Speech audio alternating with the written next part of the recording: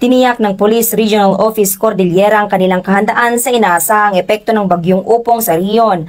Ayon kay Police Brigadier General Erickson D. Dilag, Regional Director ng Police Regional Office Cordillera, naka-full alert status na ang lahat ng police units upang masiguro ang kaligtasan ng mga residente at seguridad ng mga pangunahing kalsada at lugar sa Cordillera.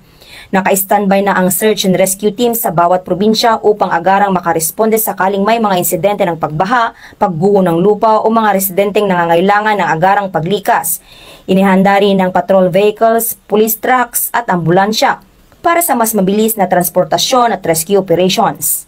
Kasama rin sa kanilang preparasyon ang patuloy na monitoring ng mga pangunahing kalsada at ilog sa buong rehiyon upang maagapan ang anumang insidente ng pagbaha, landslide o pag-apaw ng tubig.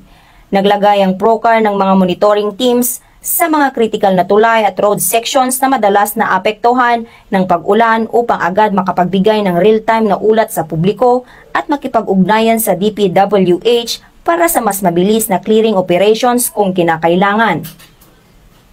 Nagpulong na rin ang mga provincial at city police directors kasama ang mga lokal na opisyal upang maglatag ng koordinasyon at pagtutulungan sa pagbabantay ng mga landslide-prone at flood-prone areas.